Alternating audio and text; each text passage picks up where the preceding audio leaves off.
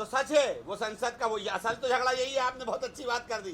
संसद की जो जमीन है वो भी हमारे आबा अजदाद की वक्फ की भी है। समाज को प्रताड़ित करने वाला और परेशान करने वाला बिल पेश किया है, इसको हम रिजेक्ट करते हैं। वक्फ बिल लोकसभा में पेश हो गया और जैसा लगता है कि नीतीश कुमार और चंद्रबाबू नायडू ने समर्थन करा है तो निश्चित रूप से पारित भी हो जाएगा। लेकिन इस बिल को हम लोग रिजेक्ट करते हैं और इसको काला कानून मानेंगे और इसको हम एक्सेप्ट ना किया है ना करेंगे। ये बिल वक्फ की संपत्तियों को संरक्षण करने नहीं, उन पे अतिक्रमण करने का है।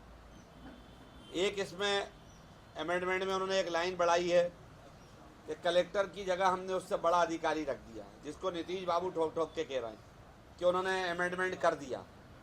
मेरा बहुत बड़ा सवाल है कि वक्फ को लेकर जो वक्फ की संपत्तियां हैं, उन संपत्तियों को लेकर कलेक्टर ने कई संपत्ति सरकारी घोषित की हुई है, जिसके प्रकरण हाई कोर्ट और सुप्रीम कोर्ट में विचाराधीन है। और ऐसे समय में जब कलेक्टरों ने ही वो ज़मीनों को सरकारी घोषित करा और वक्फ के लिए लड़ रहे हैं, वो भी कब्रिस्तान की, मैं बाकी भूमि की बात ही नहीं कर रहा हूँ, तो ऐसे में वो कलेक्टर क्या निर्णय देगा हमारे पक्ष में और वक्फ के पक्ष में? अब आप उससे बड़ा अधिकारी ले आए तो वो भी वही है ना।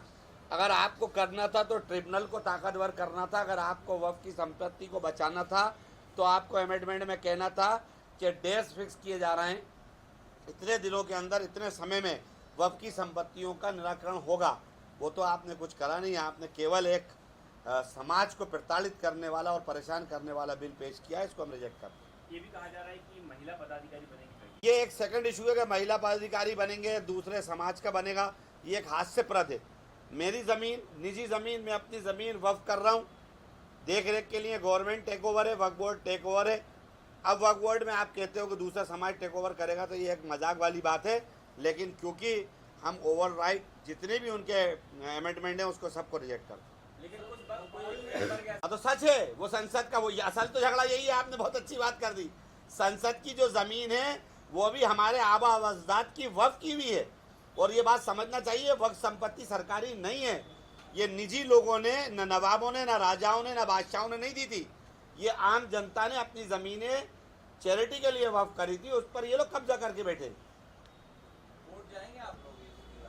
अभी पर्सनल लॉ बोर्ड की वर्किंग कमेटी की मीटिंग है और उसके बाद निर्णय लेंगे, लेकिन हम इसको एक्सेप्ट नहीं करेंगे और आंदोलन हर हाल में होगा। न्यायालय जाना होगा तो न्यायालय भी जाएंगे।